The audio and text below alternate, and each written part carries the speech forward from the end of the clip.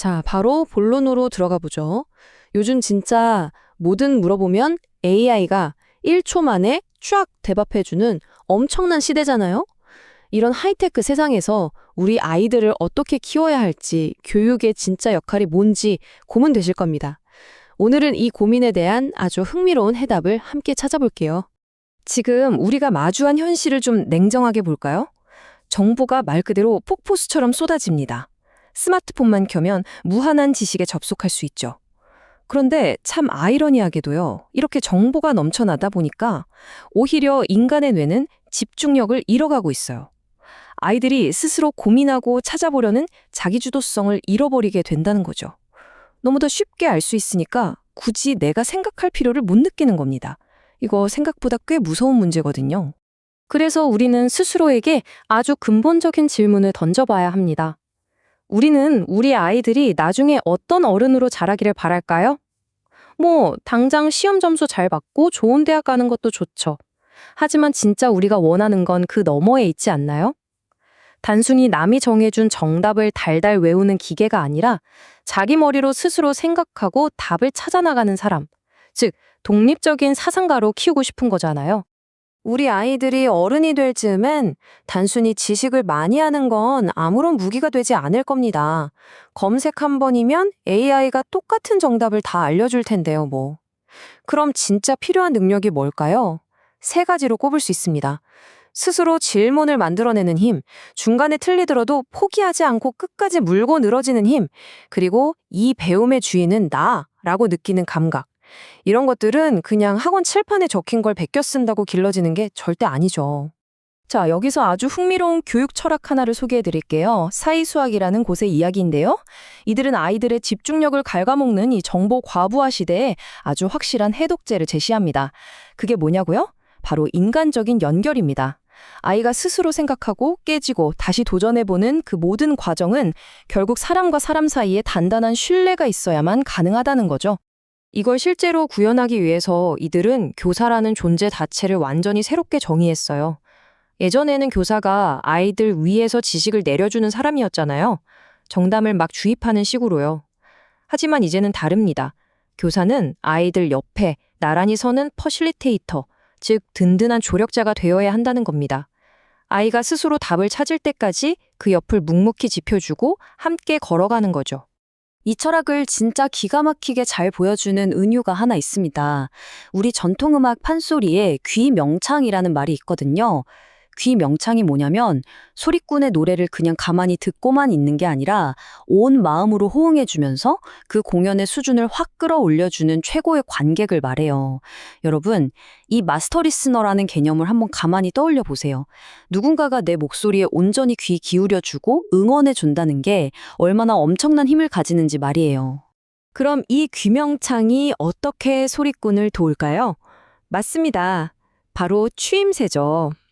소리꾼이 아무리 타고난 재능이 뛰어나도 무대 아래에서 얼쑤 좋다 하고 뜨겁게 호응해주는 사람이 없으면 그 노래는 금방 허공에 흩어지는 메아리가 돼버립니다.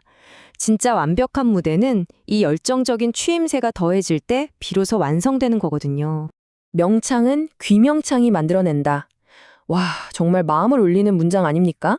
훌륭한 소리꾼을 만드는 건 결국 훌륭한 관객이라는 뜻이죠. 선생님이 교실에서 이 귀명창 역할을 해준다고 상상해보세요. 아이가 문제 풀다 틀렸을 때 다그치는 게 아니라 다시 해볼 수 있게 곁에서 추임새를 넣어주는 겁니다. 그럼 아이는 자기도 몰랐던 깊은 잠재력까지 스스로 확 끌어올리게 돼요. 그럼 이런 멋진 철학을 현실에서 어떻게 실천했을까요? 사이수학에서는 가정의 달을 맞아서 아주 재밌고 구체적인 이벤트를 열었어요. 선생님이랑 아이들이 완전히 똑같은 단체 티셔츠를 맞춰 입고 딱 5분 동안 같이 사진을 찍은 겁니다. 에이, 겨우 그거야? 하실 수도 있는데 이 짧은 순간 안에 엄청난 메시지가 담겨 있습니다. 이렇게 똑같은 옷을 입고 있다는 것 자체가 말 한마디 없이도 아이들에게 아주 강력한 시그널을 보냅니다. 선생님은 너희를 평가하고 내려다보는 사람이 아니야. 우린 같은 편이야. 여긴 아주 안전하고 바로 우리들의 공간이야. 이렇게 시각적으로 하나가 되는 순간 아이들은 온몸으로 끈끈한 연대감과 소속감을 느끼게 되는 거죠. 심리학적으로도요, 사람이 내가 이 무리에 확실히 속해 있구나 라는 긴장한 소속감을 느끼면 아무리 힘든 일을 겪어도 쉽게 무너지지 않는다고 해요. 선사님과 같이 옷 맞춰 입고 웃으며 사진 찍었던 그 경험이 아이들 마음속에 아주 단단한 문화적 방패를 만들어주는 겁니다. 좀 벅찬 숙제나 어려운 과제가 주어져도 나를 든든하게 지켜주는 심리적 안전망이 생기는 거죠. 쉽게 말해서 스포츠팀이 유니폼을 맞춰 입는 거랑 똑같은 효과입니다. 선수들이 유니폼을 왜 입겠어요? 그냥 편 나누려고 입는 게 아니잖아요. 같은 색 옷을 입는 그 순간 뿔뿔이 흩어져 있던 나는 끈끈하고 회복력 강한 우리라는 팀으로 변신합니다. 혼자였으면 진작에 포기했을 힘든 훈련도 똑같은 유니폼을 입은 동료들을 보면서 그래, 한 번 더 해보자 하고 버텨내는 힘이 생기는 거니까요. 이게 교육 현장에선 어떻게 나타날까요? 수학 문제 풀다가 진짜 머리 아파서 당장 펜 던지고 포기하고 싶은 그 순간에요. 아이 머릿속에 딱 스치는 기억이 있는 겁니다. 맞아, 우리 선생님이 나 믿어주지. 바로 이 소속감이 든든한 방패가 돼서 아이가 다시 책상 고쳐 앉고 한 번 더 문제에 부딪혀 볼 수 있는 마음의 힘을 주는 거예요. 가기 싫던 학원이 어느새 내가 속한 소중한 곳으로 바뀌는 기적 같은 일이 일어나는 겁니다. 솔직히 복잡한 교육학 연구 같은 거 다 빼고 봐도 우린 이 단순한 진리를 이미 알고 있죠. 아이들은 자기가 좋아하는 선생님의 과목을 잘하게 되어 있습니다. 선생님이 내 옆에서 같은 옷을 입고 환하게 웃어주던 그 기억 하나가 영혼 없는 참 잘했어요 100번보다 훨씬 더 강렬하게 남거든요. 선생님은 내 편이다. 여기서 공부하는 거 꽤 재밌다. 이 마음을 평생 가져가게 만드니까요.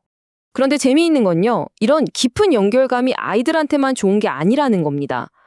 선생님들한테도 너무나 절실한 선물이 돼요. 사실 누군가를 가르친다는 게 얼마나 에너지 소모가 큰가요? 가끔은 막 지쳐서 내가 진짜 이 아이들한테 의미 있는 사람일까 싶을 때도 있죠. 그럴 때 아이들이랑 같이 웃고 떠들며 찍은 이 사진 한 장이 우리가 함께 멋진 문화를 만들어가고 있구나를 증명해주는 살아있는 기록이 되고요. 다시 훌륭한 귀명창이 되어줄 에너지를 채워주는 겁니다. 아이들이 남긴 이 말 한마디를 천천히 한번 곱씹어 볼까요? 우리 선생님이 우리랑 똑같은 옷 입고 옆에서 같이 막 웃어줬어. 나중에 아이들이 훌쩍 커서 떠올리는 건 복잡한 수학 공식이 아닐 겁니다. 아무리 AI가 발전하고 세상이 변해도 절대 대신할 수 없는 것. 바로 이런 아날로그적인 온기, 나를 향해 웃어주던 얼굴 같은 감정적인 기억들이죠. 이런 기억들은 그 어떤 기계적인 정답보다도 아이들 삶에 훨씬 더 오래 깊게 남습니다. 자, 이제 맨 처음 던졌던 질문으로 다시 돌아가 보겠습니다. 우리 아이들은 10년 뒤에 무엇을 기억하게 될까요? 이 질문은 결국 우리가 아이들에게 진짜 남겨줘야 할 것이 무엇인지 깊이 생각하게 만듭니다. 지식은 AI가 다 찾아주는 시대잖아요.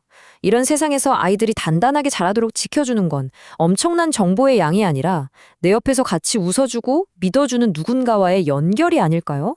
자, 여러분은 오늘 아이들에게 어떤 규명창이 되어 주시겠습니까? 이 묵직한 질문을 남겨드리면서 오늘의 이야기 여기서 마치겠습니다.